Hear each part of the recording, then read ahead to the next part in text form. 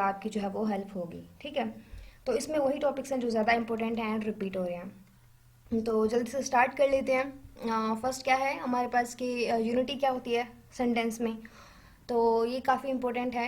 ये तीन हमारे पास सेंटेंस की वो होते हैं इफेक्टिव पॉइंट्स होते हैं जो कि हम आगे भी डिस्कस करेंगे। फर्स्ट क्या है, यूनिटी क्या होती है। A good sentence should have unity. ठीक है, मतलब एक सेंटेंस जो अच्छा सेंटेंस है उसमें एक यूनिटी लाजमी होती है, होनी चाहिए। ये क्या करती है, ये एक्सप्रेस करती है वन मेन आइडिया को। ठीक है, मतलब एक मेन आइडिया है, एक मतलब आइडिया के बारे में जो बात हो रही है उसी को एक्सप्रेस कर रही होती है।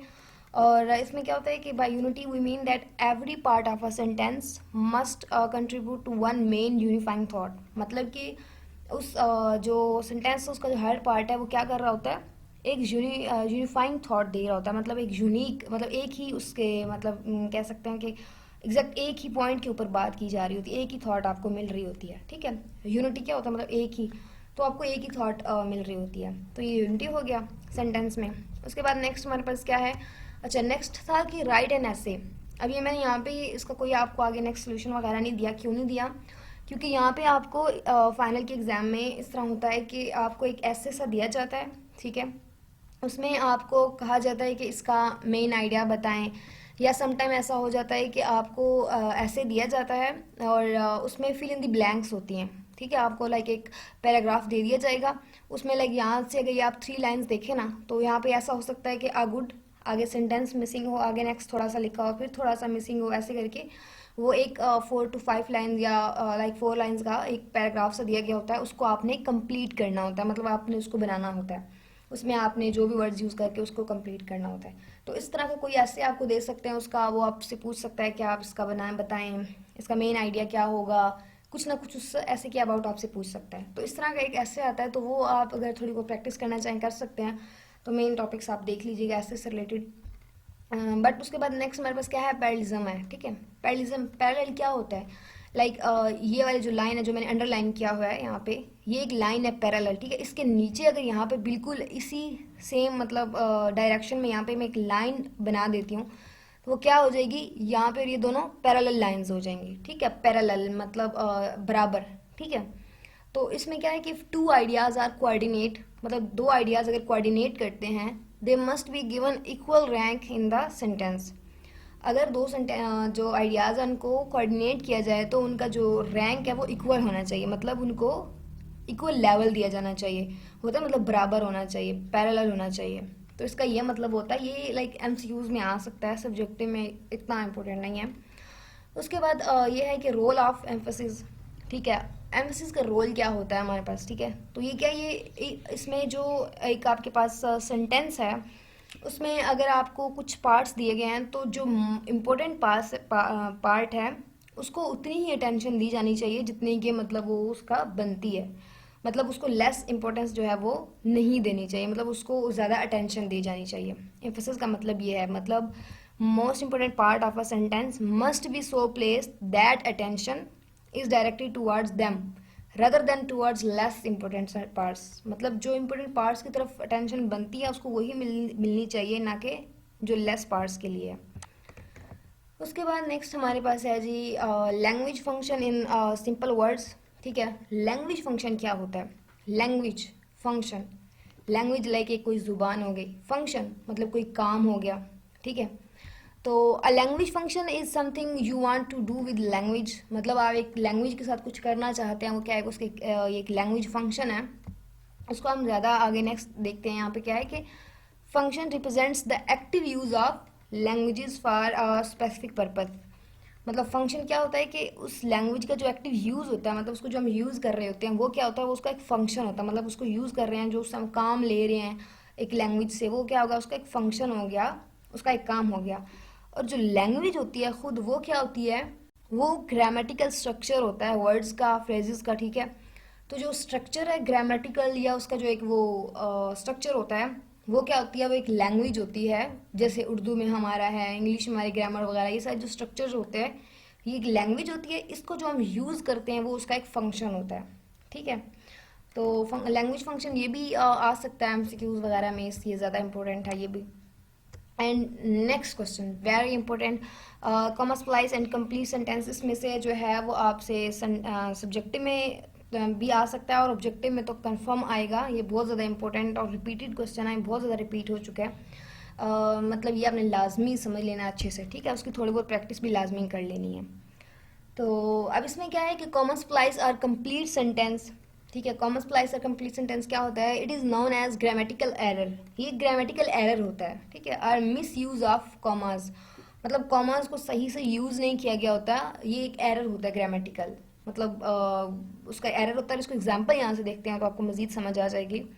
क्या है कि my mother and sister make nearly every evening we then enjoy eating together. अब यहाँ पे लाइक ये कोई वो बन नहीं रहा, लाइक देखिए अभी मैंने रीड किया तो कोई वो एक बना नहीं इसका। बट अगर हम इसको करेक्ट करें तो कैसा होगा कि my mother and sister bake nearly every evening, like एक sentence complete. We then enjoy eating together. अब ये मतलब दूसरा सेंटेंस, देन हम क्या करते हैं उसको एंजॉय करते हैं, मतलब वो बनाती है और हम उसको एंजॉय करते हैं। लेकिन पिछले में क्या था, वो मतलब उसको कॉमा लगा के उन्होंने जोड़ दिया था, एक सेंटेंस बना दिया था। तो ये कोई इसका मिस यूज़ था, कोई वो नहीं था कि करेक्ट कि हम इसको इस तरह से पढ़ सकते हैं। लेकिन ये इसका एक करेक्शन है और यहाँ पे ये करेक्ट नहीं है, मतलब ये एक एरर आ गया बीच में। और ये एरर क्या है? कॉमा स्प्लाइस एरर है। इसको कंप्लीट सेंटेंस भी कह सकते हैं। एंड यहाँ पे मैं आपको ना साथ साथ हर क्वेश्चन में बार बार बता रही हूँ कि ये और भी इम्पोर्टेंट है, ये इस लिहाज से इम्पोर्टेंट है, ये ऑब्जेक्टिव के लिहाज से है, ये सब्जेक्टिव के लिए, ताकि आपको ना मतलब माइंडसेट बन जाए, आपको पता हो कि ये चीज़ें इस तरह पेपर में आ सकती हैं और आप मतलब और अच्छे से प्रिपेयर हो सको एग्जाम्स के लिए, ठीक है। सो मेरी कोशिश ये है मैं साथ साथ आपको मतलब प्रिपेयर कर दूँ, आपको पता हो कि पेपर किस तरह होता है। एंड नेक्स्ट हमारे पास क्या है? Main parts to form a passive sentence, ठीक है। पैसिव सेंटेंस का जो मेन पार्ट्स होते हैं वो क्या होते हैं? तो सब्जेक्ट, वर्ब, ऑब्जेक्ट। आपको पता ही होगा सेंटेंस के ये होते हैं, तो पैसिव के भी यही होते हैं, सब्जेक्ट, वर्ब, ऑब्जेक्ट होते हैं। एंड नेक्स्ट हमारे पास क्या है? रन ऑन और कंप्लीट सेंटेंस, ठीक है। अभी रन ऑन की बात आ गई। रन ऑन कौन सा होता है? जब two or more independent clause are connected improperly, ठीक है। मतलब जो इंडिपेंडेंट क्लासेस हैं उनको इम्प्रॉपरली जो है वो कनेक्ट किया गया हो। दो इंडिपेंडेंट क्लॉज, इंडिपेंडेंट क्या होता है ये भी हम आगे देखेंगे, ये मैंने यहाँ पे इसी फाइल में रखा हुआ है, मतलब आपको वहाँ पे मैं इसको डिटेल से बता दूंगी। बट आपने अभी के लिए जस्ट इतना याद रखना है कि two or more independent clause connected improperly, मतलब सही तरीके से उनको नहीं जोड़ा गया दो इंडिपेंडेंट क्लासेस को, ये रन ऑन एरर होता है, ठीक है। उसके बाद नेक्स्ट है कि 5 elements of a well written paragraph. 5 elements कौन से होते हैं एक पैराग्राफ के? फर्स्ट हमारे पास होता है टॉपिक सेंटेंस, मतलब पैराग्राफ अगर आपने लिखा है उसमें फर्स्ट क्या होगा? उसको टॉपिक सेंटेंस होगा, उसके स्पोर्टिंग सेंटेंसेस होंगे, ठीक है। उसके बाद स्पोर्टिंग मतलब जो हमें उसकी डिटेल दे रहे होंगे, लाइक इन्फॉर्मेशन मिल रही होगी, उसको सपोर्ट कर रहे होंगे उस टॉपिक के बारे में। आगे कंक्लूडिंग सेंटेंस होता है। कंक्लूड मतलब जहाँ पे कंक्लूजन हो रही है उसका, लाइक कह लें कि इख्तिताम हो रहा है, उसको एंड में मतलब सारी कंक्लूजन ओवरऑल उसका वो हो रहा है। यूनिटी वही जो पीछे मैंने आपको बताया, यूनिटी के मेन एक ही मेन आइडिया, एक ही उसके ऊपर बात हो रही होती है, थॉट के ऊपर। कोहेरेंस जो है वो भी यहाँ पे हमारे पास होता है, जिसमें सेंटेंस को रिलेट किया जाता है, मतलब रिलेट होते हैं एक दूसरे से। उसके बाद नेक्स्ट हमारे पास क्या है? वर्ब है। वर्ब तो आपको पता ही होगा, वर्ब मतलब एक एक्शन है, मतलब आप सब्जेक्ट अगर कुछ कर रहा है वो एक वर्ब है। लाइक अभी मैं ये वीडियो बना रही हूँ, तो ये क्या है? बना रही हूँ, ये क्या एक वर्ब है। मतलब मैं ये हैंड आउट्स रीड कर रही हूँ, तो ये क्या है? मतलब जो ये काम कर रही हूँ ये हमारे पास क्या है? एक वर्ब है जो हम कर रहे हैं, ठीक है, एक्शन है जो हम ले रहे हैं। उसके बाद हमारे पास ये है next define clause and independent clause and dependent clause. ये भी काफ़ी इंपॉर्टेंट है और ये भी पेपर में आ जाता होता है और ये आपके हैंड्स में भी है। तो क्लॉज क्या है? हमारे पास ग्रुप ऑफ वर्ड्स है, ठीक है, जिसमें क्या होता है? सब्जेक्ट होता है और एक वर्ब होता है। सब्जेक्ट मतलब जो पर्सन है, लाइक यहाँ पे अभी मैं हूँ, मतलब मैं ये वीडियो बना रही हूँ, तो मैं यहाँ पे एक सब्जेक्ट हूँ और वीडियो बना रही हूँ, ये एक वर्ब है, ठीक है, एक एक्शन में ले रही हूँ, ठीक है। तो ये हमारे पास सब्जेक्ट और वर्ब जो है ये दोनों होते हैं और ग्रुप ऑफ वर्ड्स होते हैं, ये क्या होता है? क्लास होता है। अब यहाँ पे जो हमारे पास इंडिपेंडेंट क्लास होता है उसमें क्या होता है? ग्रुप ऑफ वर्ड्स तो होते ही हैं, बट उसमें सब्जेक्ट एंड वर्ब दोनों होते हैं and it can also stand alone in its called independent class, ठीक है। तो इसमें सब्जेक्ट एंड वर्ब दोनों होते हैं, लेकिन और ये साथ साथ जो है ये अकेले स्टैंड कर सकता है, मतलब एक सेंटेंस दिया गया होगा उसमें एक वर्ब है, लाइक अभी यहाँ पे लाइक मैं हूँ, मैंने क्या बोला कि मैं ये वीडियो बना रही हूँ, तो मुझे कोई दूसरे सेंटेंस की ज़रूरत नहीं है मेरे साथ कि मतलब मेरा ये सेंटेंस जो है कंप्लीट हो सके या सेंटेंस कंप्लीट करने के लिए कोई और क्लॉज की ज़रूरत नहीं है, जस्ट मेरी समझ आ रही है कि मैंने जो बोला कि मैं ये वीडियो बना रही हूँ तो ये हो रहा है क्लियर। अब दूसरा क्या है कि a clause is group of words which contain subject and verb. इसमें भी सब्जेक्ट एंड वर्ब होते हैं but can not stand alone. अब इसमें अकेले स्टैंड नहीं कर सकता, ठीक है। इसमें साथ दूसरा आपको वो क्लॉज ज़रूरत पड़ेगा, डिपेंड करता है दूसरे क्लॉज पे, सही है। तो अब यहाँ पे मतलब फर्स्ट जो क्लॉज होगा वो दूसरे के ऊपर डिपेंड कर रहा होगा। तो यहाँ पे नेक्स्ट है कि जैसे इसके मैं आपको ना एक एग्जांपल बल्कि दे देती हूँ पहले, ताकि आपको ये भी ना क्लियर हो जाए। अब डिपेंडेंट क्लॉज की क्या एग्जांपल है देखें। लाइक आप कह लें कि वो स्कूल नहीं जा सका क्योंकि बारिश हो रही थी। अब लाइक ये है, वो स्कूल नहीं जा सका या वो स्कूल नहीं गया, ये इनडिपेंडेंट है, ये कंप्लीट हो गया, समझ आ रही है भाई, वो स्कूल नहीं गया। अब डिपेंडेंट की बात करें तो क्या आ रहा है, जो दूसरा क्लॉज है मीन्स के क्योंकि बारिश हो रही थी। अब कुछ समझ नहीं आ रही मतलब क्या है, मतलब इसका मतलब बन रहा है, तो वो अब जो फर्स्ट के साथ जो है वो डिपेंड कर रहा है, वो स्टैंड अलोन नहीं कर सकता, ठीक है। ये मैंने आपको ओवरऑल जैसे एक एग्जांपल दिया डिपेंडेंट और इनडिपेंडेंट की, ठीक है। बाकी इसमें सब्जेक्ट और वर्ब होता है, ये आपने याद रखना है। उसके बाद फ्रेगमेंट सेंटेंस है। फ्रेगमेंट सेंटेंस क्या है, इसमें हमारे पास सब्जेक्ट और वर्ब जो है वो होते हैं, ठीक है। And now a sentence fragment, ठीक है। मतलब सेंटेंस में सब्जेक्ट वर्ब जैसे हमने ऊपर भी डिस्कस किया, एक सेंटेंस क्या है उसमें एक हमारे पास सब्जेक्ट भी होगा लाइक मैं, वर्ब एक एक्शन होगा, मतलब ये वीडियो बना रही हूँ, तो ये एक सेंटेंस, एक कंप्लीट सेंटेंस बन गया। बट सेंटेंस फ्रैगमेंट में क्या होता है, इट हैज़ नो सब्जेक्ट और वर्ब, मतलब एक चीज़ मिसिंग होती है। वीडियो बना रही हूँ, कौन वीडियो बना रही है, किसकी बात हो रही है, कौन बना रहा है, वीडियो बनाई जा रही है, कौन बना रहा है, मतलब सब्जेक्ट नहीं है। और वर्ब भी मिसिंग हो सकता है, मतलब एक्शन जो बात बताई जाए। तो ये क्या होता है, इसमें कोई सेंटेंस सब्जेक्ट या वर्ब जो है वो फ्रेगमेंट जो है इसमें मिसिंग होता है। एंड इसमें क्या है कि ये कंप्लीट थॉट नहीं देता आपको, ठीक है। आपको पूरा वो समझ नहीं आ रही, मतलब कि जैसे मैंने आपको एक एग्जांपल दी है, इसमें क्या है कि समझ नहीं आ रहा है कि कौन क्या कर रहा है, मतलब कौन एक्चुअली, तो वो आपको समझ नहीं आ रही, कंप्लीट थॉट नहीं मिल रही। सो ये सेंटेंस फ्रेगमेंट होता है। एंड ये जो है ये आपने याद रखने हैं, ये आपको वो एमसीक्यूज में दे सकता है सेंटेंस फ्रेगमेंट का। आपको एमसीक्यूज दिया होगा, उसमें वो आपको कुछ एग्जांपल्स दे सकता है और पूछता है कि चूज़ करें कि इनमें से कौन सा सेंटेंस फ्रेगमेंट है, ठीक है।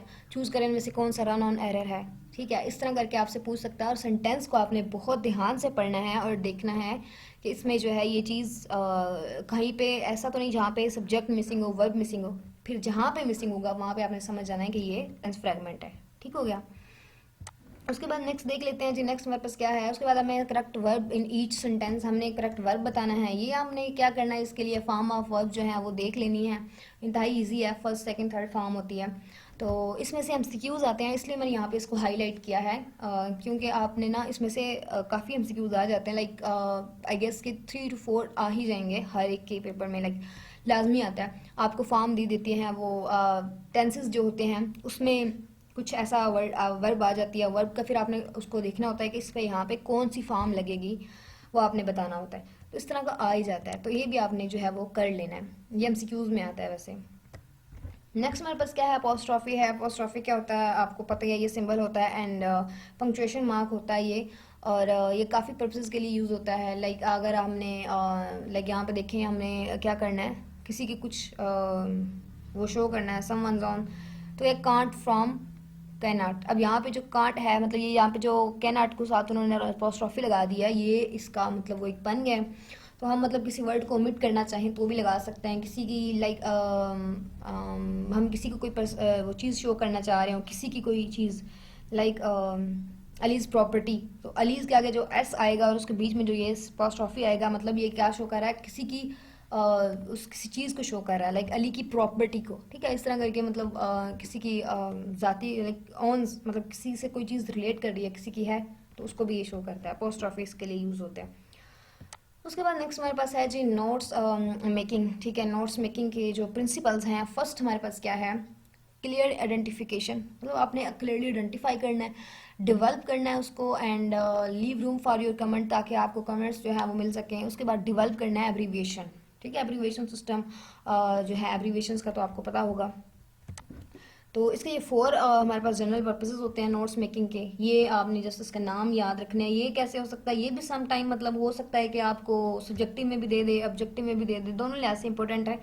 तो मुझे जो ओवरऑल आपके उसमें से लगा, क्या बोलते हैं, आपके हैंड आउट्स हैं, उसमें जो मोस्ट इंपॉर्टेंट चीज़ें लगी फाइनल के कोर्स में, मैंने वो सारी कोशिश की है कि मैं उनको यहाँ पे जो है वो इंक्लूड कर सकूँ, ताकि चाहे आपके उसमें सब्जेक्टिव में आए या ऑब्जेक्टिव में आए, आपके मार्क्स ना जाएं, आपको ये चीज़ आती हो तो आपका जो है वो एक नंबर जो है वो ऐड हो सके, ठीक है, जो भी आम इनमें से पेपर में आता है।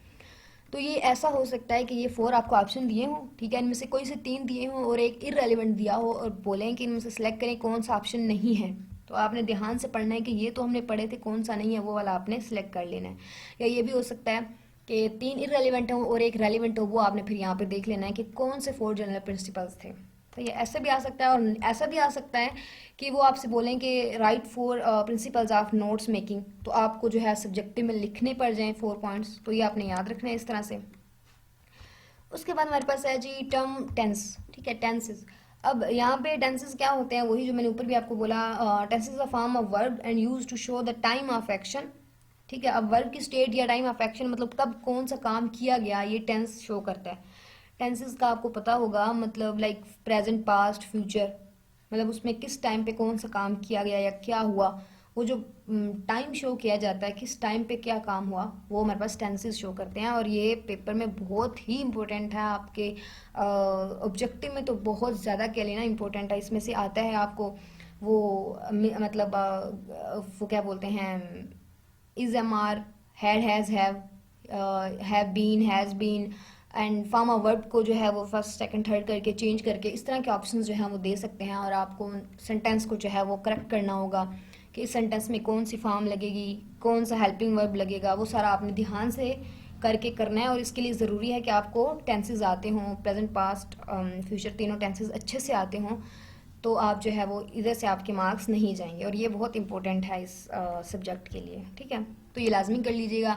वैसे मैं कोशिश करूँगी मैं अभी वीडियो बना दूँ, पहले मैं नहीं बना सकी थी बट अभी फिर स्टूडेंट्स मुझे बोल रहे हैं, तो मैं कोशिश करूँगी कि मैं उस पर जो है वो आजकल मैं वीडियो बना दूँ, ठीक है। तो उसके बाद अगर आप लोग वाकई चाहते हैं तो आप लोग भी मुझे कमेंट्स में बता सकते हैं, ताकि मुझे आइडिया हो सके कि कितना इंटरेस्ट है आप लोगों का इस टेंसेस को लेके। मैं मतलब मुझे अगर फील हो कि आपको वाकई ज़रूरत हो तो मैं इंशाल्लाह ज़्यादा जल्द जो है इस पर वीडियो बना दूँगी, ठीक है। तो नेक्स्ट भी हम चलते हैं। नेक्स्ट क्या है, कॉमा स्प्लाइस आ गया। अगेन ये बहुत इंपॉर्टेंट है। कॉमा स्प्लाइस क्या होता है, कॉमा स्प्लाइस के 3 डिफरेंट वेज होते हैं हमारे पास इसको फिक्स करने के लिए, ठीक है। मतलब हम कॉमा स्प्लाइस को करेक्ट कैसे कर सकते हैं। अब कॉमा स्प्लाइस में क्या था कि इररेलेवेंट कॉमा मतलब लगा हुआ था, कॉमा मिस यूज़ हुआ हुआ था कॉमा का। अगर आप पीछे याद करें एग्जाम्पल में, तो पीछे मैंने स्टार्ट में आपको बताया। तो क्या था कि अगर हमने उस कॉमा को ठीक करना हो, मतलब वो एरर ख़त्म करना हो, तो कैसे करेंगे। फर्स्ट है कि add a coordinating conjunction after the comma, comma के बाद कोई कोऑर्डिनेटिंग कंजंक्शन लगा दें, ठीक है, लाइक फॉर, एंड, और, बट, और, येट, सो, इस टाइप के जो ये कंजंक्शंस होते हैं, कोऑर्डिनेटिंग कंजंक्शंस, इनको हम कॉमा के बाद यूज़ कर सकते हैं। एंड यहाँ पे एक और मैं आपको बात बता दूँ, ऐसा हो सकता है कि आपको एक सेंटेंस दिया गया हो, ठीक है, और उसमें ना आपसे पूछें कि ये सेंटेंस कौन सा करेक्ट होगा, ठीक है। ये एमसीक्यूज ये भी बहुत आ चुका है, ये क्विज़ेस में भी बहुत आ चुका है। आपने ना उस सेंटेंस को ध्यान से पढ़ना है, ठीक है। लाइक ये एक सेंटेंस है, लाइक ये सेंटेंस कर लें, ये कर लें, यहाँ पे चल रहा है, यहाँ पे कॉमा आ गया, ठीक है, यहाँ पे कॉमा आ गया, मैं ऐसे ही बोल रही हूँ मतलब जस्ट आपको बताने के लिए। यहाँ पे कॉमा आ गया। अब इसके बाद नेक्स्ट आपने ध्यान देना है कि कॉमा के बाद कोई कोऑर्डिनेटिंग कंजंक्शन लगा है या नहीं लगा। अगर कॉमा के बाद कोऑर्डिनेटिंग कंजंक्शन लगा है, इट मीन्स कि ये सेंटेंस करेक्ट है। अगर नहीं लगा कॉमा के बाद कोई कोऑर्डिनेटिंग कंजंक्शन, तो मतलब वो करेक्ट नहीं है, गलत है। इस चीज़ का आपने बहुत ध्यान रखना है। ये भी एमसीक्यूज में आ जाते होते हैं सेंटेंस करेक्शन के, किस सेंटेंस को करेक्ट करें, बताएं कौन सा ठीक है, इस टाइप के जो है वो सेंटेंसेस रिलेटेड आ जाते हैं, मतलब एग्जाम्पल्स के तौर पर ना सेंटेंसेस दिए जाते हैं। तो ये भी आपने याद रखना। तो यहाँ पे भी यही एक फर्स्ट वे है कि आप जो है कॉमा के बाद कंजंक्शन इस तरह के जो है वर्ड्स को यूज़ कर लें। सेकेंड है कि change the comma to semi colon. ये भी आ सकता है एमसीक्यूज में। अगर कॉमा दिया गया वो आपको बोले कि इसका करेक्ट बताएं क्या होगा, और नीचे 4 आपको सेंटेंसेस वही दिए गए हों, बीच में बस कॉमा, सेमी कॉलन, इस तरह वर्ड्स का जो है डिफरेंस किया गया हो, आपने ध्यान देना है कि जहाँ पे कॉमा की जगह सेमी कॉलन है वो भी करेक्ट हो सकता है, ठीक है। कॉमा की जगह रिप्लेस करके सेमी कॉलन लगा देना है। उसके बाद है change the comma to a period, मतलब ये भी कर सकते हैं कि कॉमा को जो है वो पीरियड के साथ चेंज करते हैं। इसकी मैं एग्जांपल भी ना आपको एक दफ़ा दिखा देती हूँ, यहाँ पे मैं जो ऊपर डिस्कस की थी, ये देखें। अब यहाँ पे कॉमा लगा हुआ था ना, ये एग्जांपल थी, तो करेक्शन में क्या किया गया, एवरी इवनिंग के बाद पीरियड लगा दिया गया, यहाँ पे एक सेंटेंस कंप्लीट हो गया, मतलब इसको यहाँ पे इस तरह करके ख़त्म किया गया। और यहाँ पे ये भी हो सकता था कि यहाँ पे सेमी कॉलन लगा दें, यहाँ पे ये भी हो सकता था कि कॉमा के बाद एंड वी डन, या देन लाइक कोई भी कोऑर्डिनेटिंग कंजंक्शन यहाँ पे यूज़ हो सकता था, ठीक है। मतलब वो वाले वर्ड्स जो मैंने ऊपर आपको यहाँ पे बताए हैं, तो ये आपने ख्याल रखना है। नेक्स्ट हमारे पास है टाइम रिलेटर्स। टाइम रिलेटर्स क्या होते हैं? Time relators are words used to show time in sequence. Time को सीक्वेंस में शो करने के लिए एक टाइम रिलेटर्स का यूज़ किया जाता है, जैसे कि earlier, from, previous, already, before, after, so far, first, second, third, like ये जो एक टाइम को जो सीक्वेंस बना रहे हैं, लाइक 1 2 3 4, ऑलरेडी, प्रीवियस,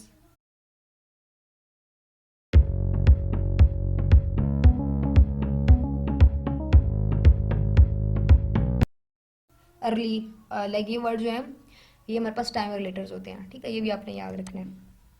उसके बाद बैड कंस्ट्रक्शंस हैं। बैड कंस्ट्रक्शन, बैड वर्ड से ना थोड़ा इसको याद रखिएगा। बैड मतलब कोई कोई बुरी बात है, कोई बैड न्यूज़ है, तो ये क्या होता है, नेगेटिव कंस्ट्रक्शन जो हैं, ये इनको मतलब sentence using negative constructions express bad news और राइटर्स डिससेटिस्फेक्शन और अनहैप्पीनेस, मतलब राइटर्स इससे अनहैप्पी है या डिससेटिस्फाई है, तो या कोई बैड न्यूज़ दी जा रही है, ये क्या होंगे, ये बैड कंस्ट्रक्शंस में आएगा, ये नेगेटिव कंस्ट्रक्शन में आएगा। नेगेटिव बैड एक ही बात है।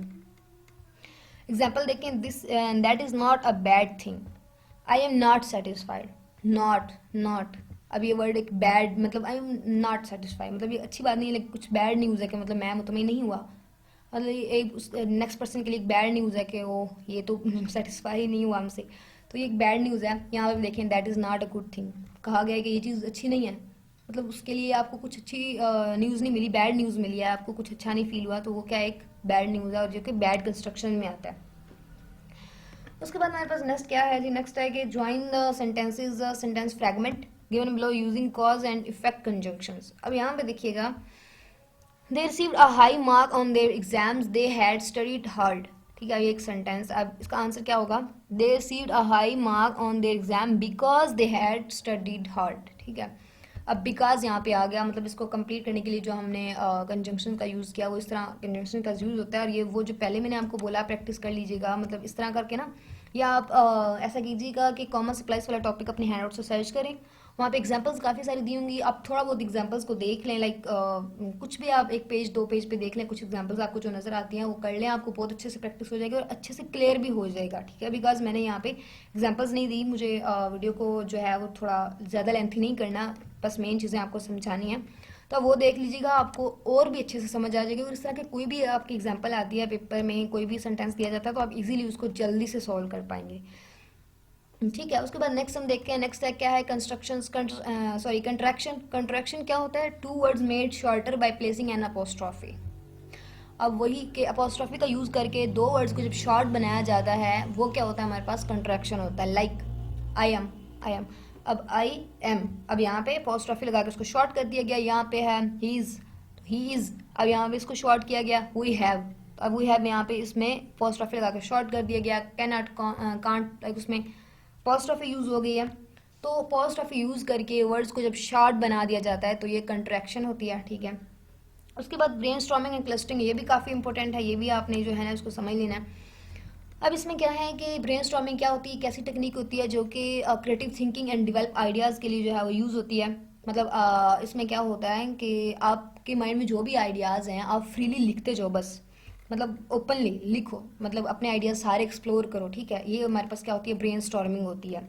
आप खुद का सोचते हो और जो आपके माइंड में आइडियाज़ आते हैं बस लिखते जाओ, या तो ब्रेनस्टॉर्मिंग है। क्लस्टरिंग क्या होती है, it is a type of prewriting that allows writer to explore many ideas as soon as they occur to them, मतलब जितने भी आइडियाज़ होते हैं राइटर के लिए वो उसको एक्सप्लोर करे, ठीक है। तो ये भी सेम ऑलमोस्ट वही है, प्री राइटिंग है कि राइटिंग से पहले जो उसके माइंड में आइडियाज़ आते हैं वो उसको एक्सप्लोर करे। अब नेक्स्ट हमारे पास है 3 सेंटेंसेज ऑफ इंडेफिनेट आर्टिकल। अब ये एग्जांपल्स आ सकते हैं, अब ये आपको पूछ सकता है इंडेफिनेट आर्टिकल्स कौन से होते हैं, नीचे ऑप्शन दे दे, ए एन एंड द, ये तीन हमारे पास आर्टिकल्स होते हैं। इनडेफिनेट ये वाले दोनों होते हैं, एंड द जो है वो डेफिनेट होता है, ठीक है। तो ये भी आपने लाजमी याद रखना है। ये काफ़ी पॉसिबिलिटी है कि ये पेपर में आ सकता है कि इनडेफिनेट कौन सा है, डेफिनेट कौन सा है, या आर्टिकल्स कौन कौन से होते हैं। तो ये तीन होते हैं, आपने याद रखने, दो ये इनडेफिनेट और एक डेफिनेट। उसके बाद कंटेंट है। कंटेंट क्या होता है? कंटेंट जो है what is inside or included in something, किसी चीज़ में कुछ इंक्लूड किया गया वो एक कंटेंट है। An example of content is the words inside a book. Like एक बुक है, उसके अंदर जो वर्ड्स हैं वो क्या है, उसका कंटेंट है। लाइक मैं ये वीडियो बना रही हूँ, इस वीडियो के अंदर ये जो चीज़ें मैं आपसे शेयर कर रही हूँ, जो मैं आपको यहाँ पे बता रही हूँ, बोल रही हूँ, ये क्या है, मेरा इस वीडियो का कंटेंट है, मेरा कंटेंट है यहाँ पे, ठीक है। तो ये कंटेंट है जो हमारे पास कुछ इन्फॉर्मेशन जो होती है उस चीज़ के अंदर हम किसी इंक्लूड करके जो आगे शेयर करते हैं। उसके बाद हमारे पास यहाँ पे क्या है, इफेक्टिव सेंटेंस को डिफाइन करें, एंड यूनिटी, कोहेरेंस, एम्फेसिस। अब ये तीनों चीज़ें जो है इफेक्टिव सेंटेंस के लिए यूज़ होती हैं। यूनिटी हमने पहले डिस्कस किया, वन मेन आइडिया। एम्फेसिस का भी हमने यहाँ पे डिस्कस किया है कि मेन जो है इंपॉर्टेंट पार्ट्स हैं उनको अटेंशन दी जाए, ठीक है। और कोहेरेंस का जो है वो क्या है कि रिलेशनशिप क्लियर हो, ठीक है। अगर लाइक कुछ पार्ट्स हैं सेंटेंस के तो उनका आपस में रिलेशनशिप क्लियर हो। लाइक वो जो पहले मैंने एग्जांपल दिए, मैं ऐसे उसको यहाँ पे रिलेट करना चाहूँगी कि अली स्कूल नहीं गया क्योंकि बारिश हो रही थी, या वो स्कूल नहीं गया क्योंकि बारिश हो रही थी। अब ये दोनों को जो है because it was raining, because, तो अब इसको रिलेट किया गया, सही से उनका रिलेशनशिप दोनों का आपस में बिल्ड किया गया, ठीक है। मतलब वो पता चल रहा है कि ये सेंटेंस इसके साथ रिलेट किया मतलब रिलेट कर रहा है, ठीक है, इनका आपस में रिलेशनशिप है। तो इस तरह करके जो सेंटेंसेस होते हैं उनका जो पार्ट्स हैं वो उनका रिलेशनशिप जो है वो क्लियर हो, इसको क्या कहते हैं, कोहेरेंस, यूनिटी एंड एम्फेसिस। ये मैं अगेन आपको बता दूं, ये पहले भी 2 दफ़ा मैंने ऊपर आपसे डिस्कस किया है अलग अलग। अभी ओवरऑल यहाँ पे तीनों इकट्ठे पॉइंट्स हैं, तो ये आपने लाजमी याद रखना है। ये एज इट इज़ एमसीक्यूज में आ सकता है। इवन जब ये मेरा सब्जेक्ट था, ये मेरा खुद का इस तरह करके एग्जाम्पल आई थी, मुझे याद नहीं तीनों में से कौन सा था, बट एक था। तो ये आपका ना एज इट इज़ आपने याद रखना है, क्या इसकी डेफिनेशन है, कौन से यूनिटी में क्या है, कोहेरेंस में क्या चीज़ है, एम्फेसिस में क्या चीज़ है। मेन मैंने मतलब कलर चेंज किया हुआ, हाईलाइट किया हुआ, आपके लिए याद रखना आसान हो जाएगा। तो आपने बस ये याद रखना, ये भी एमसीक्यूज में आ सकता है। उसके बाद क्या है कि जितने भी ओवरऑल इंपॉर्टेंट टॉपिक्स थे वो मैंने यहाँ पे आपसे डिस्कस कर दिए हैं। अब आपने क्या करना है, आपने जो है वो पार्ट्स ऑफ स्पीच कर लेने हैं। Preposition most of the important, मतलब जो पार्ट्स ऑफ स्पीच आपके पास 8 होते हैं वो आपने कर लेने हैं। मेरी इस पर वीडियो भी है, बहुत पहले मैंने बनाई थी, वो आप लोग देख लीजिएगा, मैं उसका भी लिंक दे दूँगी अगर आपको ज़रूरत हुई तो वो आपने देख लेनी है, ठीक है। पार्ट्स ऑफ स्पीच आपको आते हों, आप गूगल कर लें, यूट्यूब कर लें, मेरी वीडियो देख लें, जहाँ पे भी आपको कंफर्टेबल फील होता है आप पार्ट्स ऑफ स्पीच लाजमी प्रिपेयर कीजिएगा, टेंसेस प्रिपेयर कीजिएगा।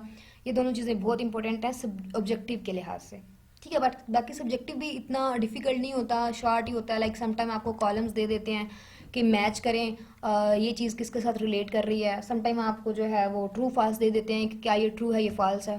एग्जाम्पल यहीं से ले लें, आपसे पूछे कि unity have one main idea, one main thought, true false, आपने सामने लगा देना ये ट्रू है या फॉल्स है। ऐसे करके आपसे मतलब कुछ ऑप्शन दे सकता है, इसी तरह के वो आपने बता देने कि ठीक है या गलत है। आपका यहाँ पे मेन कॉन्सेप्ट क्लियर होना चाहिए, तो पेपर बहुत ईजी होता है, मुश्किल नहीं होता, आपने कर लेना है।